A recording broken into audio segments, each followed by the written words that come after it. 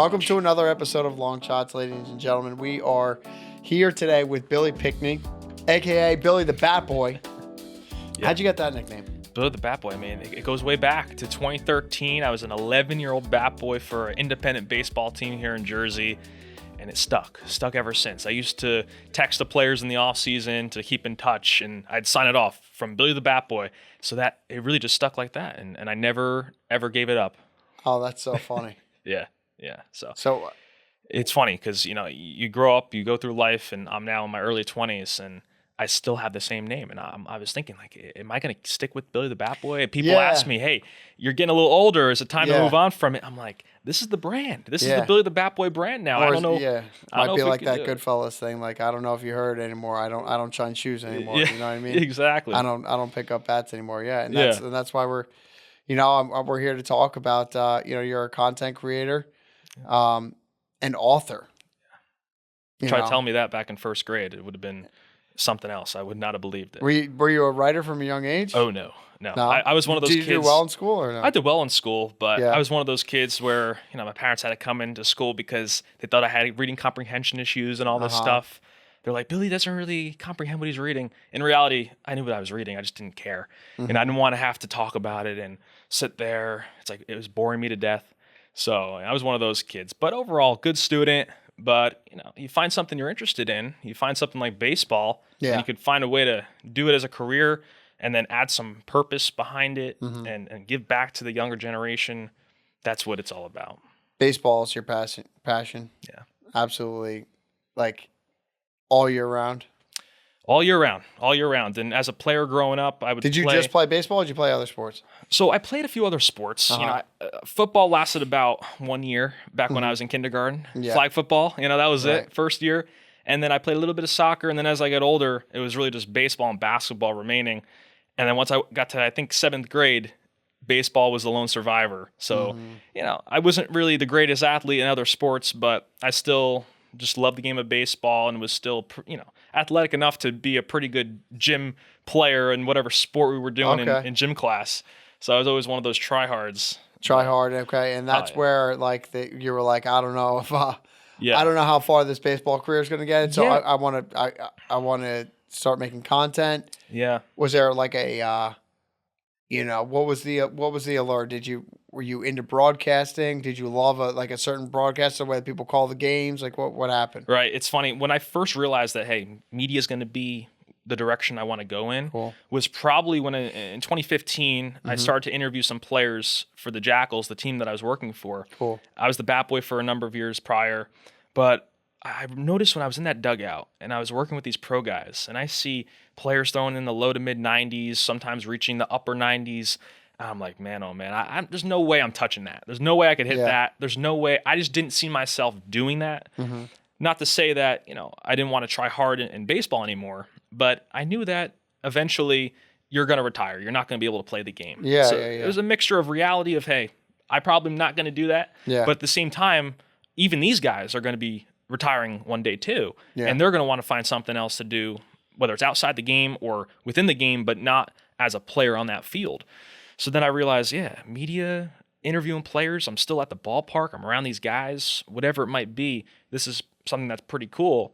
And that's when I really began to interview the players and work at improving the content and just growing that way. That's cool because like I that is the exact spirit of what we do here, like that resilience of like, okay, I might not be able to do this in the way in which I'm an athlete, but I love the game so much I have to do it.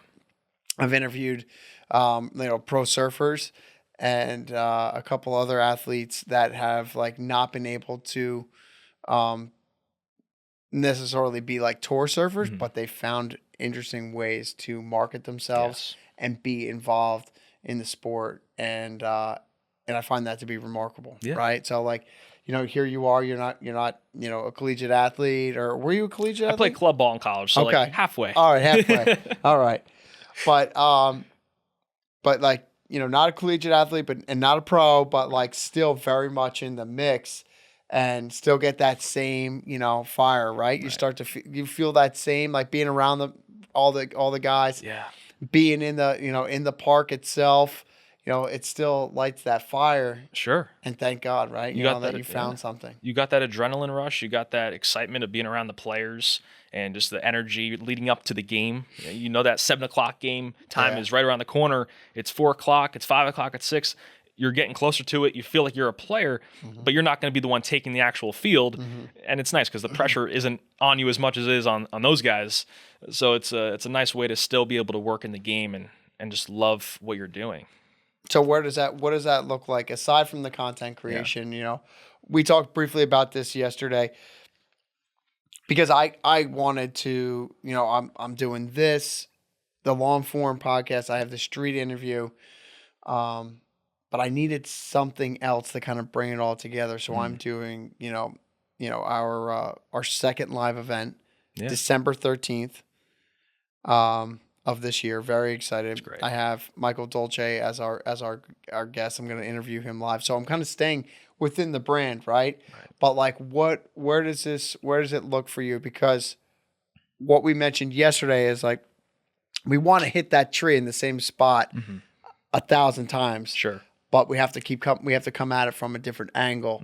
So like where does this go for you? Yeah. I mean, you look at baseball, you look at content creation, there's so many people who are talking about the sport of baseball, so many people who are creating content about the game. And for me, I looked at it from the perspective of what other areas am I passionate about within the game? How can I even niche down even more within baseball?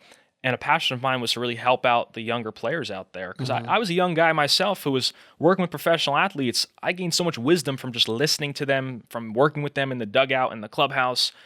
And then I grew up in baseball on the high school side, growing up, where you have some coaches, you have even teammates who are like completely clueless, and they're not necessarily treating you the right way like these pro guys are. These pro guys were incredible people, treating me one way, and then you have the coaches who really didn't know how to communicate well with the players. So I knew a lot of young kids, they were quitting. They didn't want to play anymore. They were miserable. Yeah. You get this anxious feeling every time you're about to step in that locker room, and it just was not a good type of environment. And kids would tell me, yeah, I'm thinking about quitting. I don't really want to play anymore. So that's when I realized I had all these responses from these players and these questions that I asked them about how to deal with the adversity, how to deal with those challenging moments. What do they do when they feel that pressure coming down on them?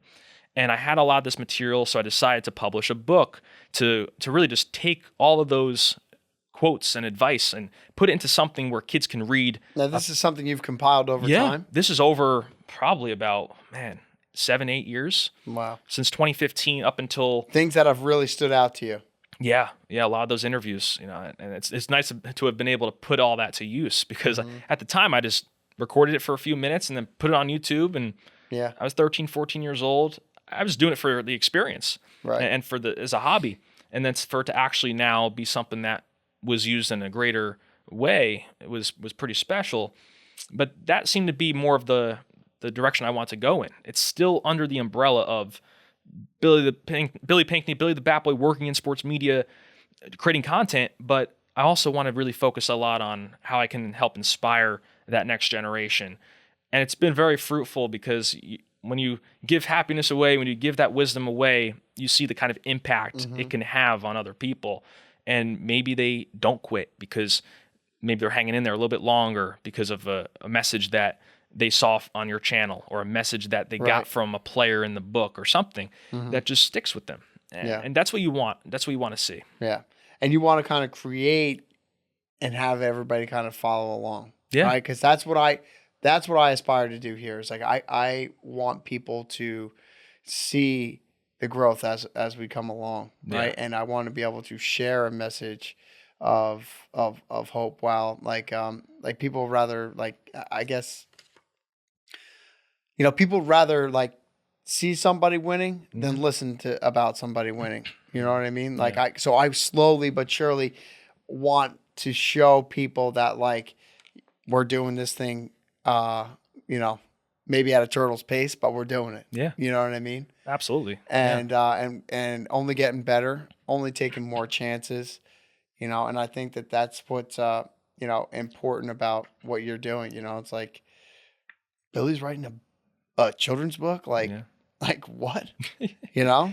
It's the funniest thing. And I mentioned earlier how I was not somebody who was a big reader, loved to Right. do that stuff, but then you get What's older. the name of the book? Let's plug it real quick. Yeah, so the first one's Passion Prevails. That's the thick one with all those interviews from throughout the years. But then we How'd have that do? that one did well. You know, it's really nice to just put that together and just see the kind of impact it could have. But my main focus right now has been the Billy the Bat Boy children's book series. Okay. So that's right here. See, right us. behind you there. Yeah. We have literally a little cartoon character, Billy the Bat Boy, who is learning from his pro buddies who are in the clubhouse. He goes to them with a problem he's dealing with, and they teach him lessons of leadership, how to handle a challenge. They go to the coach, Skip, his name is, and he gives some advice to Selena the shortstop, who's one of the other characters from Billy's friend group back at his Little League. And that's what we want to do, to share those positive lessons.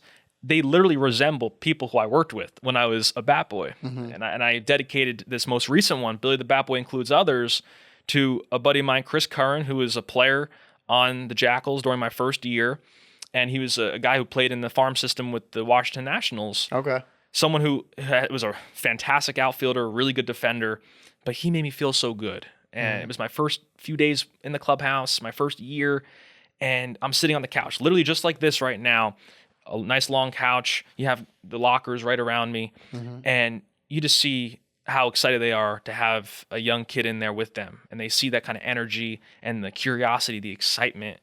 And I was almost like the team mascot in a way, because I was, cool. I kind of got them excited, and I guess they could reflect a little bit on what it was like to grow up loving the game of baseball.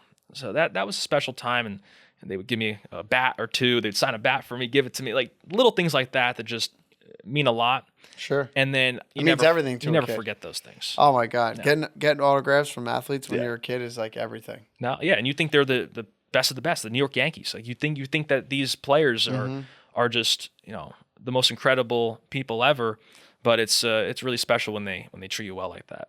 Yeah, that's great. Yeah. So there's no it's no secret that you're also a young man of faith, how does your faith inspire what you're doing now, your creative process? Yeah. Let's stick with that, because then I want to go Sure. into let's stick with There's that. a lot we could go down. There's a lot we yeah. could touch on. Yeah. Right. I'd say as far as the process and the creative journey with my faith and everything too, I feel like the mission that I have, the purpose that I feel like I'm called to pursue, it aligns really well with my faith, because I want to help inspire young athletes and young people. And if you have strong faith, it's going to work hand in hand, because you can provide that type of hope. Where does that come from? Do you feel that there's like a problem within the game that you want to is there an undercurrent of nastiness within the game that you want to combat? There certainly could be, especially just in the world in general. Yeah. I think it's just not even just in sports. I feel like there are sometimes coaches out there who just aren't simply just appreciating the moment that they have with these players that they have, and just truly being grateful for the opportunity to coach and develop young leaders. But at a deeper level, I feel like it's more of a societal thing, where a lot of kids, they're just kids. They're kids, right? Yeah. And unfortunately, a lot of them look at these major league athletes as these idols, and they worship them. And it's a great thing to have role models and have inspirations. And I'm inspired by athletes and people who I've come across in my life. But when you put them on a pedestal, when you start to worship them, look, they're flawed. People are flawed. And you realize that. Your favorite player might get suspended for steroids. Yeah. Your favorite player might get caught up in something Yeah. and have some legal issues. For sure. And it happens, and people are distraught. Yeah. But putting faith in athletes or musicians or anybody else. Yeah, hate your idols, right? Kill your idols, right? That's a thing. Yeah. And look, like I said, there are players who I grew up watching who are inspirational, who have they do an incredible job and are too, you want to respect them. But at the same time, God's the one who you should really be worshiping, and not the things of this world or people, because they're just humans. If I sat across from Derek Jeter right now, he's a human, just like I'm a human. If Aaron Judge walked through this door, he's a tall human. He's a tall guy, but he's a human, and he's not God, even if some fans think he is. I was watching the game, and you see all the fans are like, like freaking out because they think something is about to happen. They're about to like lose something. I'm like, you might Right. lose a game, right? Yeah. But these things are fleeting. They're temporary. Yeah. And you of course want these kids to remember that baseball shouldn't be the only thing that they have in their life. And I grew up as somebody who I had faith, but I probably looked at baseball as a bit of an idol, and it was it took a little bit of you lose in baseball, and you swing one way, and you get Yeah. pretty upset about it, and you win, you go the other way. I think just having that even keeled mentality that, hey, I'm going to work hard, I'm going to do my thing. I'm not the one ultimately who's in control, Right. but I'm going to do the best that I can and impact my teammates in a positive way. Are you a diehard Yankee fan? I am. Yeah. But I'm not the guy Does it upset you when they lose?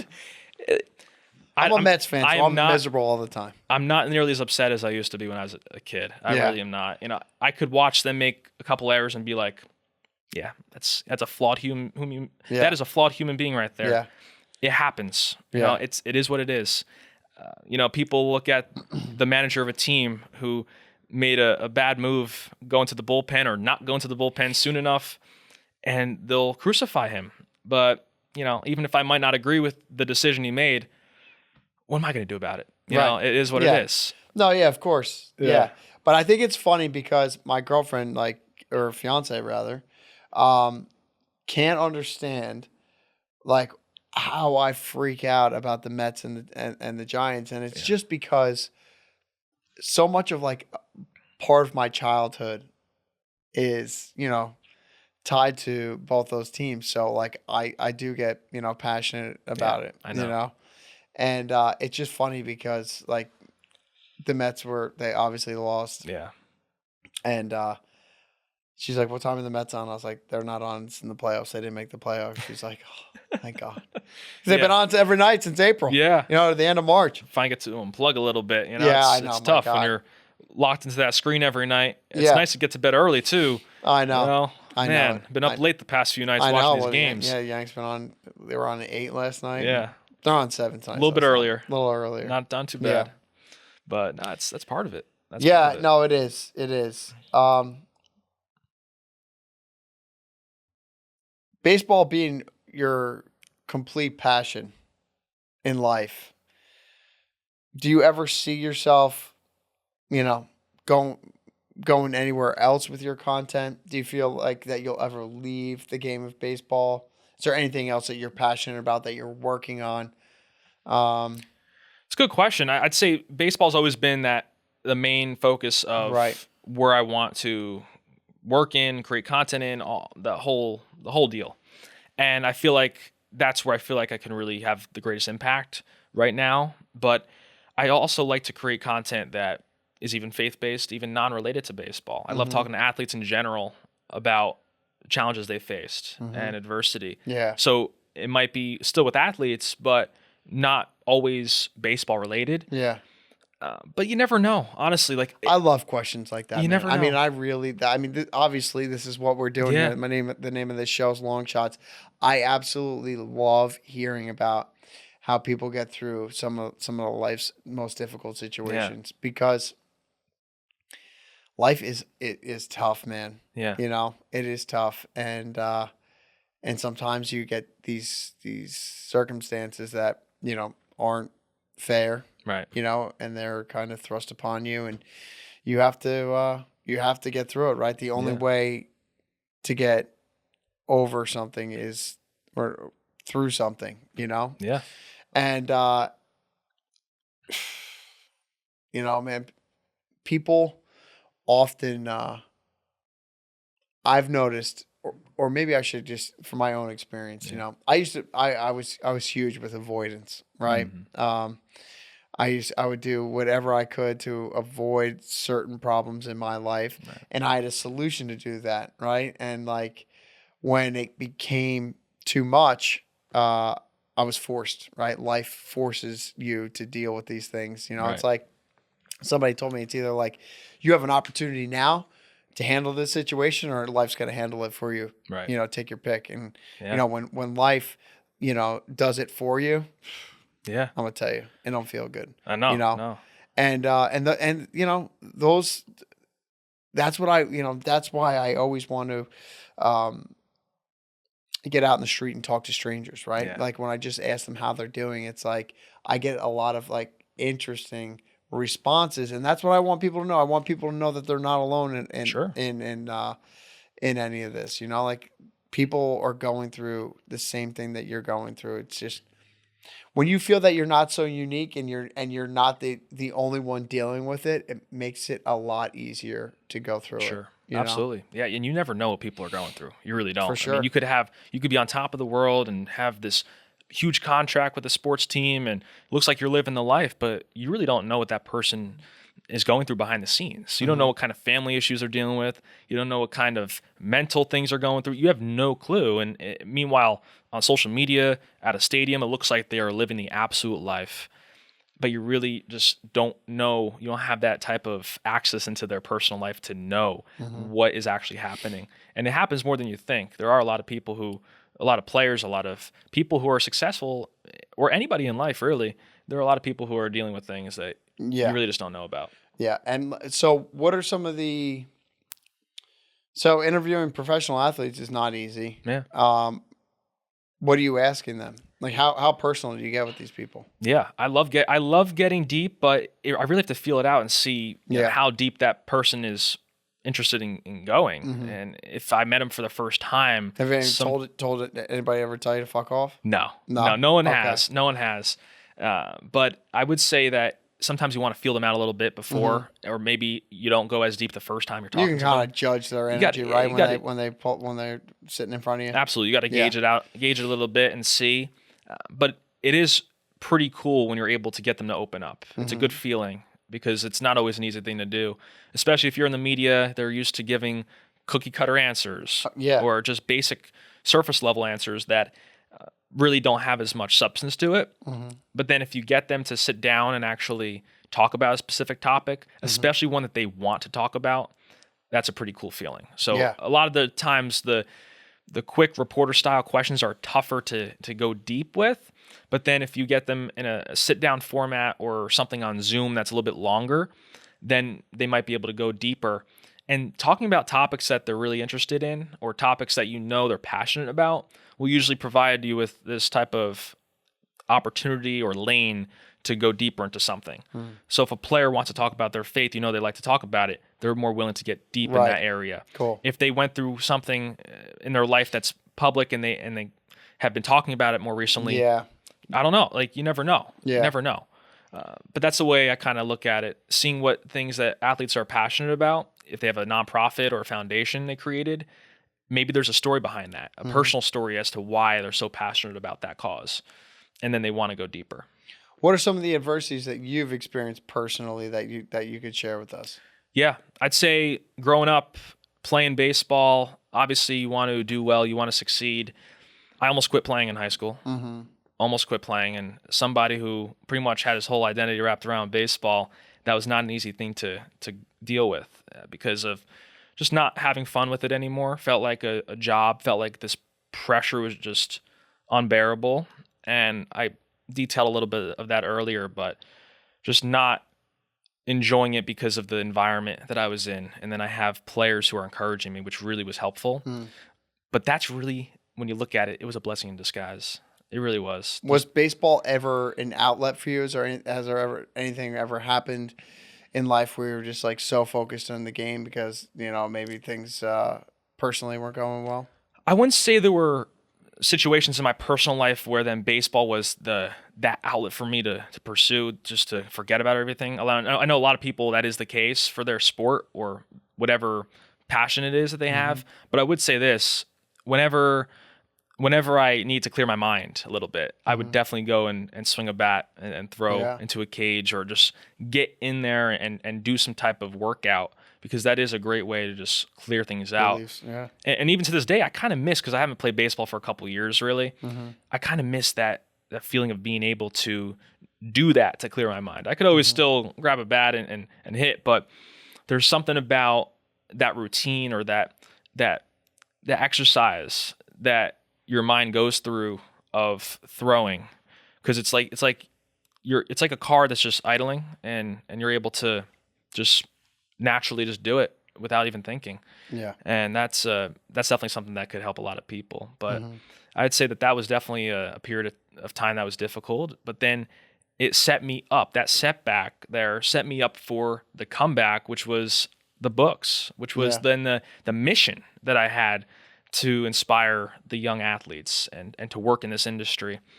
So you realize that a lot of these things happen for a reason. It's not fun to go through some of these situations. Yeah. As you're going through it, if you're able to think and have the perspective of, this is not fun to go through right now, Mhm. but I know that in a few weeks, in a month, in a year, this is going to be a really good thing for me.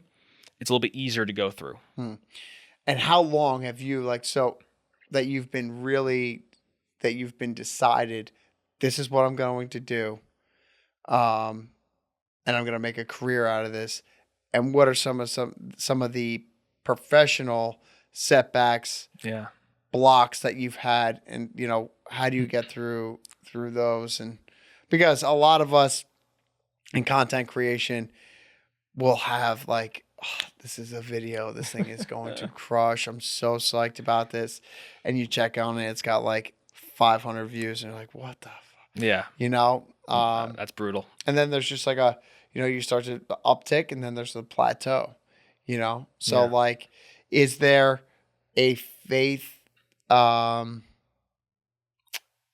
routine, practice, or something that you kind of lean on, like when things get stale like that? Yeah. I try to simplify things to the best of my ability and make things very simple. As far as the first thing you mentioned, I knew since I was probably 11 that I want to work in baseball.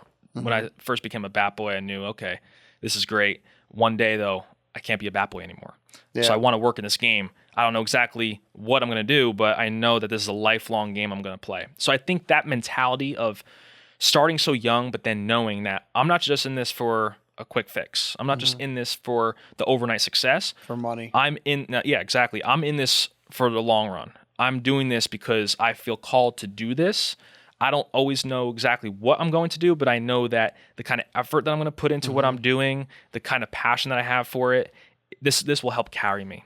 Yeah. And I'll let God handle the rest. You know, my pastor says, Not in the outcome business, right? exactly. You can't be. So, something my pastor says, he says, you focus on the general things. Focus on the general things day to day. Let God handle the specific. So focus on the general. Let him handle the specific things behind the scenes. So if I could go and each day put in the work, do what I have to do, be a good person, impact people in a positive way, I know that inch by inch, we're making the progress that needs to be made, and I'll end up where I need to be.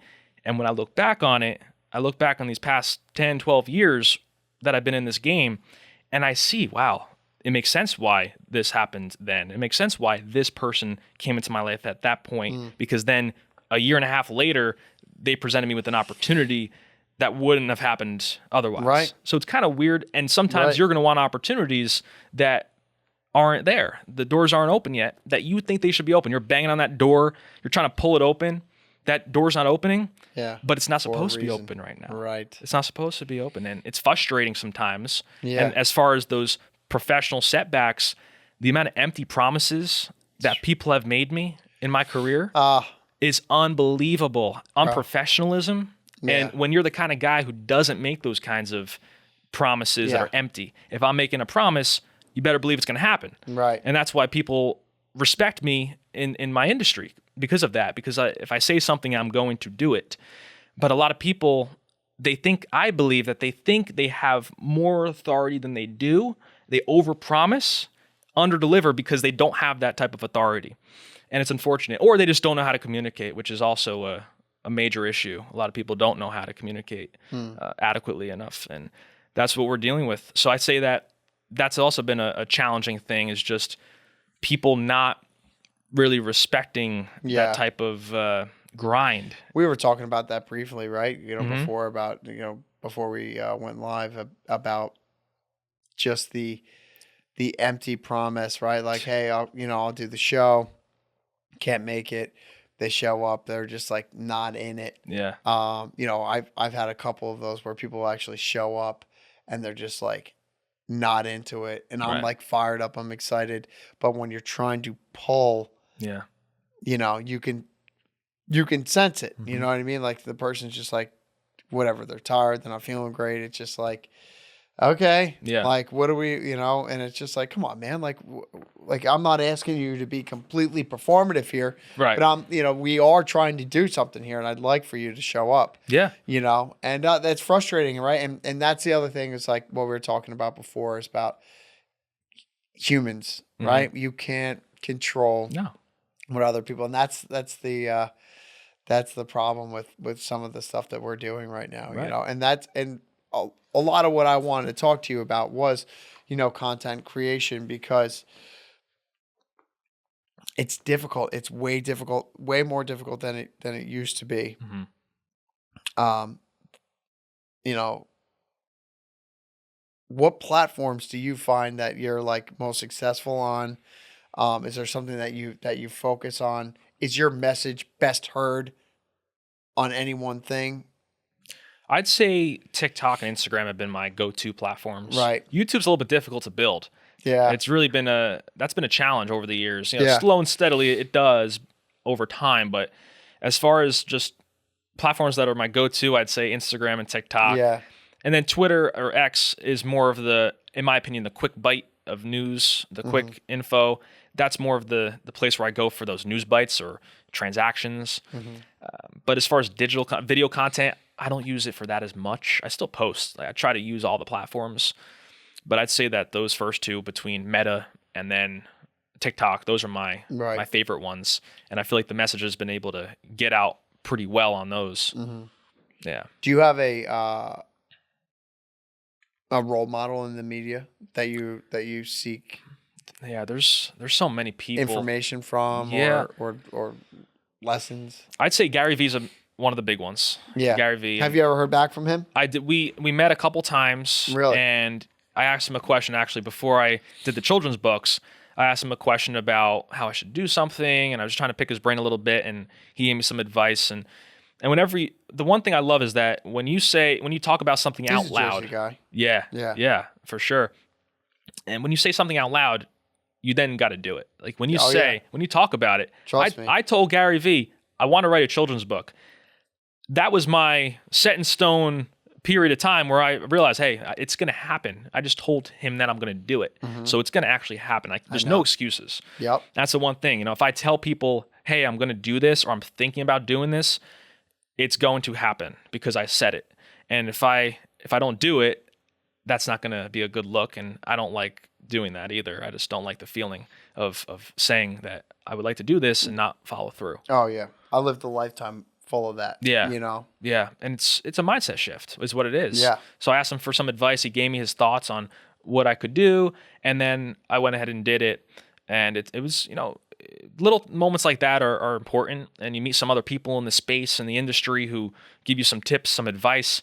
And I got to say, there are some great people in our industry who truly want to see you do well. And they'll take the time to hop on a call or send a friendly text or DM saying, hey, keep up the good work. I see you grinding over there. That means a lot. Cool. It means a lot. That's cool. And then you will have some people who don't. Who have you gotten a message from that you, other than Gary? Well, Keith McPherson is another guy who I communicate with. He's with WFAN, one of the radio hosts, and he's another good guy who, we text occasionally. We see each other at events, and he's always there to give advice. And people like that are awesome. And I got to give a shout out to my guy Nick Singh, who is big into philanthropy, and he's an entrepreneur, and he's someone who's also been very helpful in just helping out with kind of my mindset too. When it comes to a lot of this. And he's also a man of faith, and he's a handful of years older than me, and he's someone who has done a lot. He has the Nick Singh Foundation, where they do a lot with young kids, making wishes come true if they're going through a tough moment. For sure. So people like that who really just want to see you succeed, it means a whole lot. And I had a couple professors in college who have been incredible. And Dr. Gilbert and Professor John McCarthy are a couple of them. And Gilbert, he's a sports psychologist. So he gave me a lot of ideas and really helped me out with my mental game too.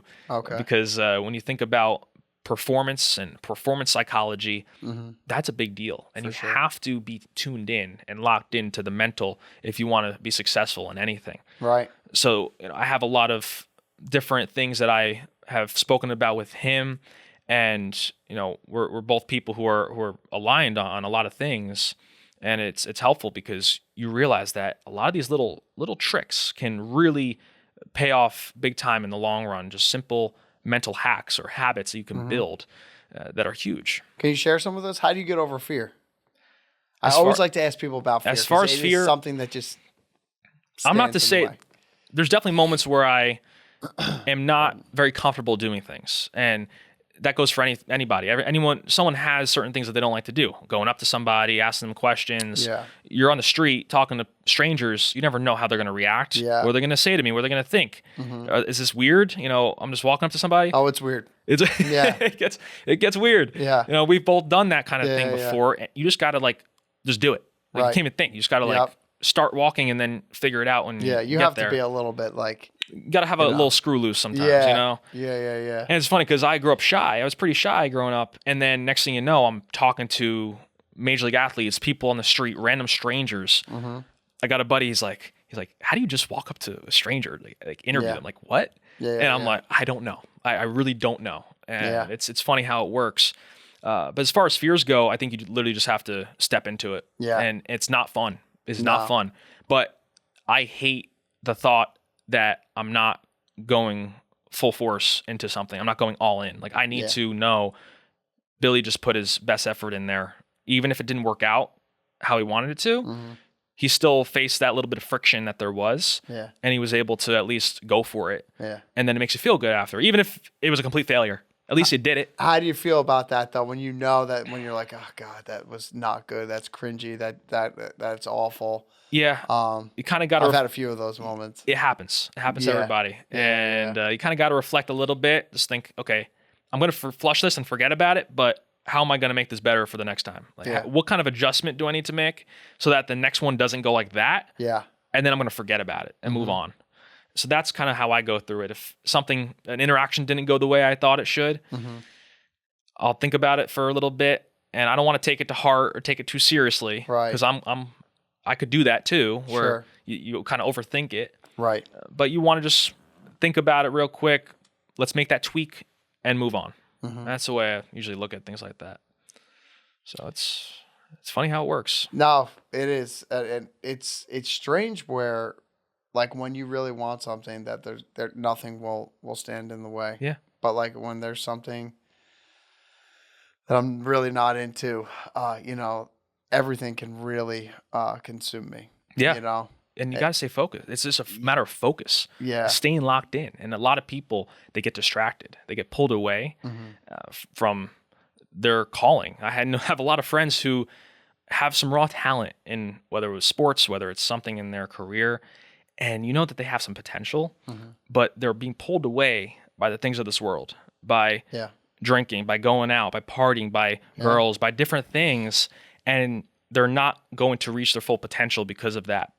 I never talked about this, I don't think, before, but to this day, I've never had an alcoholic beverage in my life. Really? I've never had a drink in my life. God bless you. And I just looked at it as a distraction, as a potential distraction. Has And there been anybody in your life that's abused it? Where No. you were like, no, it's funny because usually that would be the case sure. in a lot of You smoke situations. weed or anything? Nope. Wow. Nope. I never done a drug, never smoked anything, Wow. vape, nothing. And I think it was just a matter of locking in on my purpose and my calling. And I knew that a lot of these things can be distractions for a lot of people Oh, and for pull sure. them away from what they're You're meant to looking do. at it. Yeah. It happens. Yeah. And people make mistakes, right? And I worked with a lot of players growing up, and I was around a lot of older people in my life. So that helped having a lot of positive role models. Yeah. It's great. But you learn from those players as well. Like people make mistakes, and you have players who might have been suspended before, and you say, okay, well, I shouldn't do what they just got suspended for. You walk around the dugout after a game when the players leave the dugout. I'm cleaning up as a bat boy in there, and they have the dip cans. On it says, can cause cancer or tooth decay or whatever it is. Right. I'm not going to do that. I'm not going to make a decision that can risk this happening. Yeah. So those are the things. It's called, my professor calls it expensive experience and inexpensive experience. And expensive experience is when you learn from the mistakes that you made because it's expensive. You paid the price. inexpensive experiences when you learn from the mistakes of other people. Yeah. So I feel like one of my greatest strengths throughout my life has been learning from the mistakes of other people so that I don't make those same mistakes. A smart person doesn't replicate those mistakes. And that's what I've been really trying to do, is just observe a lot, take it in, say, yeah, that's not going to happen. I'm not going to do that. Even if this could be harmless, even if a drink socially could be harmless, I'm not going to be the one who abuses something. I can't do it. I can't do it because I'm so locked into what I believe is my purpose that I'm not going to risk it and just, deviate from that path. And I could easily have a drink. I could easily do something but I just don't care. I really just don't care at this point. And there's nothing about that life that no. And you think, oh, do you go to the bar to hang out with your friends? Yeah, like I'll there's a balance there too, where I could find ways to go out and have fun and not do certain things. Right. And I feel like that's going to become a lot more popular throughout the country. I feel like there's kind of this type of the younger people out there, Gen Z, is moving in a direction of healthier living, healthier eating, healthier everything. Yeah. Where they don't want to do those things, and they realize it's really a lie. Like society has sold us this lie that you have to do these things in order to experience life and experience, the college life and this college experience. Yeah. My college experience was not drinking, partying, going out. My college experience was calling my professors on the phone, helping me write a book, working on improving my craft. When did you graduate? 2024. Okay. So January of 24. Oh, okay. So it's pretty recent, about a year and a half ago. Yeah. But damn, you got done in 4 years, huh? 3.5. Yeah. God bless. It's crazy. Thank you. I should be a doctor. Yeah. It took me a while. No, it's everyone has their unique journey. Yeah. Everyone has it. And I worked with players who all they want to do is live out their dream of playing baseball, and then they didn't care what they did after. Like if they retired and became a fireman, if they became someone in sales, anything, they don't care. They just wanted to live out that dream for 5 to 10 years of playing baseball, and they felt fulfilled with that, and they were ready to do whatever else.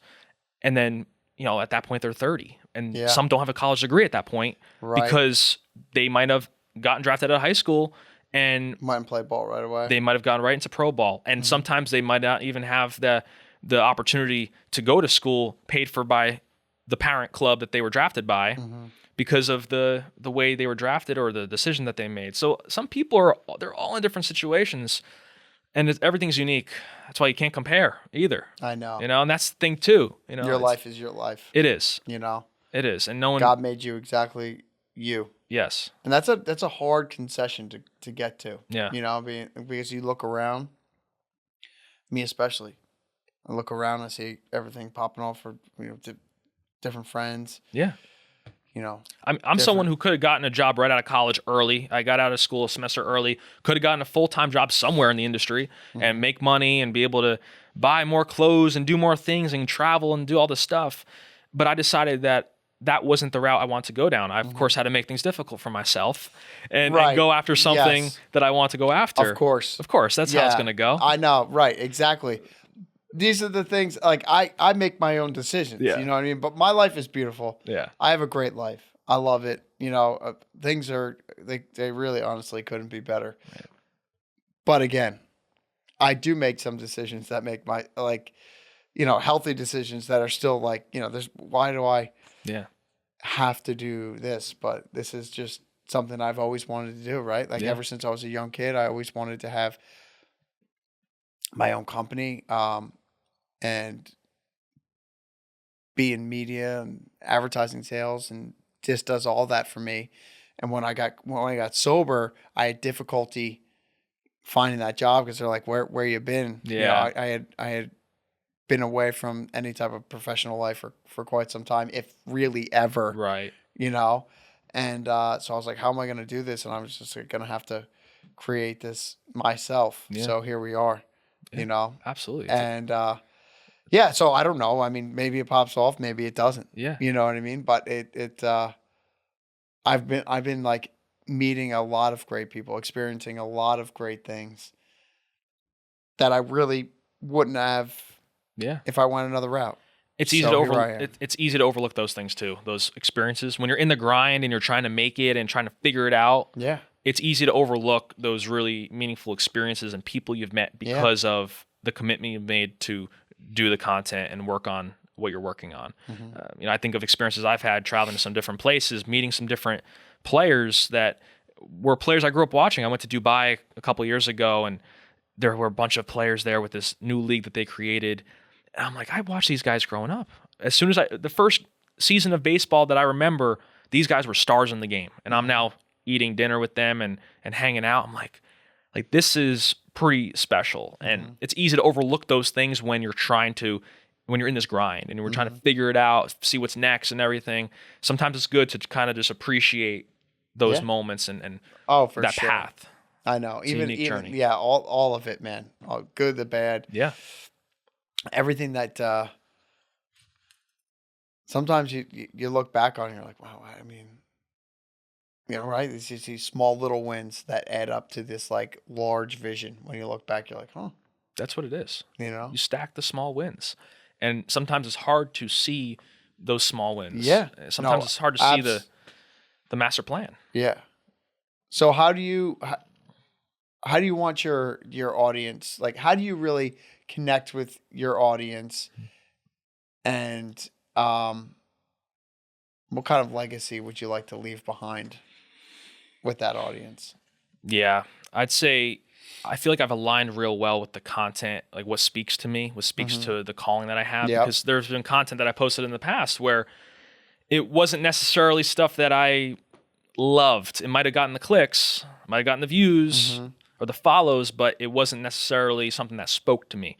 I could talk to people on the street, but do I want to talk to people who are half drunk and answering questions about baseball, or do I want to ask questions to athletes about what their faith means to them or what adversity they went through that was really a game changer in their life that can maybe help somebody? Because I think there's more. I think there's more significance to that. Now there's a time and place for entertaining content and fun stuff, and I totally get that. Excuse me.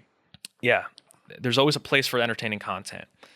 But as far as what I like to do, I feel like I'm called to do this, and I like that to be part of just what I'm remembered by. Someone who was able to put out positive information, was a person who was someone who is kind to others, and that's really what it is about. Just being a man of faith and being able to pay it forward. Because like I said earlier, you have people who poured into me, my family, my parents, the athletes who I worked with, and they treated me so well. I want to now do the same for others, and then I hope that they would do the same for the people in their lives as well. Couldn't agree more.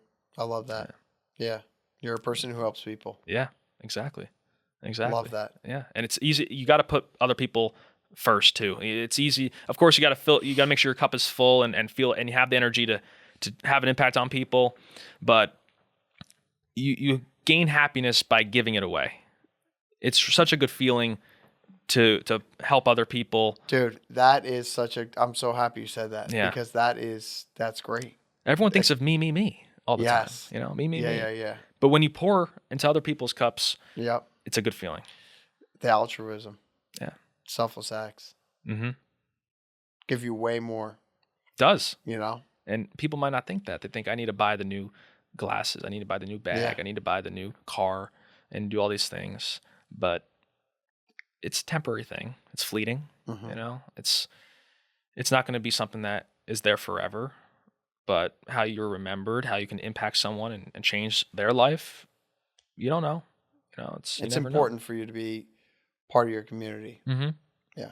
Yeah, absolutely. I'm part of my church. We have a church group and community group of young people in their 20s and 30s, and just to have people who are like-minded, people who get it and have the same values as you, it's huge. And you sense that community, that feeling is such a good one. And whether it's a community that you have with your sports team, whether it's a community you have at your school, those are special. And you want to make sure that you truly have an impact in that community, because they're going to be the people who are there for you during difficult moments. You want to make sure that you treat other people well, so that when you inevitably face challenges, they're texting you or to calling you or meeting you to see how they can help during those downtimes. So when you say people that get it, this will kind of tie in with one of our last questions. Mm-hmm. When you say people that get it, that's like your message, right? So what is your message? Who are the people that get it? What does Billy Pinckney stand for? Like what do you, like what's your message to anybody that may be embarking on something, going through something challenging? People who get it, I believe, and people who I align with, it's not somebody who just loves baseball. It's not just somebody who likes sports or content. It's someone who is willing to go all in for whatever it is that they're going after. And I have friends and people who I know who are in various different professions, are interested in many different things, not just sports. Mm-hmm. And I like to talk to them about those things because they're passionate about whatever topic that is or whatever career they're in. I love seeing the excitement on other people's faces when they talk about things that they truly love. And it doesn't have to be the same thing that I'm passionate about. So that's what I really love, and is just really being able to have those genuine connections about things that they're interested in and seeing them truly realize those dreams and realize those goals. Just like I'm working on my own set of dreams, I want to see other people go after theirs as well. Yeah. Go all in, don't hold back, and put quality time into that mission. Because if you put in that work, if you're obedient to God and His plan for you, great things are going to happen, and you're going to be extremely happy with it, and you'll be rewarded for it. Oh, I love that, man. Yeah. One last question. So Sure. three dinner guests, alive or dead. Who are they? Oh boy, 3 dinner guests. Okay, we'll have to go Jesus is number 1. Okay. We're gonna have to go. What are you saying to Jesus at first? What are you gonna say to the guy? I'd say thank you for your sacrifice. Thank you for the opportunity to have this life and to be able to have an impact on people. I don't know what I'd ask. I mean, man, you think about questions. I mean, it's endless amount of questions. Mm-hmm. But there's, oh man, what would you ask? What would you say? What would I ask Jesus? Bro, I don't even know. Because you want to know why? And I'm gonna rat on myself. Like, I don't really know a lot about Jesus. Do I believe in God? What I call God? Yes, very much. But like the story of Jesus is just like, I don't like, you know, like I don't know what I would ask him. Yeah. You know, like I would just, do I believe that Jesus was a real person? Yes, I do. Mm-hmm. But like I just don't know, like that it's such a, like you just said, like I don't know what would I ask him. Much you could ask him. You know, like I'd like to give like a smart ass answer now, but like I don't even have a smart ass really answer. You know, real answer to our question again. Yeah, I think a lot of people would ask about the crucifixion and about that type of thing, because that was something. Like how heavy was the cross? Yeah, yeah. I mean, just there's so much you could ask, like how, like knowing that was the plan for the forgiveness of sins. To die on a cross and rise 3 days later, like how, like there's so much you could ask. I mean, it's kind of crazy. It's kind of crazy. It is crazy. You know, it's just the whole. But I love it though. I mean, like awesome. I listen to it all, and I am very, you know, very much a believer of God. But that's a okay. So there's a lot more. There's a lot more we could go into about that. I'd be happy to. One is Jesus. I'd say number 2. I'm going to go with a couple ball players, I think. I'm going to say Babe Ruth and Yogi Berra, probably. Yogi, I was fortunate to meet a couple times. He was the first player I met. He held me when I was 2 years old. Wow. Which is pretty cool. We have a nice picture. And I'd say the other one, obviously Babe Ruth, with just the kind of history and the, you know, he's the legend. He's the greatest player of all time, and I think it'd be fun to sit down with him. And he seemed like a good guy. He seemed like he was kind with the kids, and he was someone who... Do you delve into history of Babe Ruth at all? I've taken a bit of a dive. Interesting piece for you to do. I know. I mean, you always hear these rumors about craziness and stuff. Like everybody, you don't know how real things were, but you never know. I mean, if they had social media back then, it'd be pretty rough. I'm sure. Yeah. Back in Mickey Mantle's day and age, Yeah. all of them. Yeah. There'd be a lot of problems, I'm sure. For sure. But there's so many people you could talk to and have dinner with, and I'd say being with a couple ball players in there too at that table would be pretty awesome.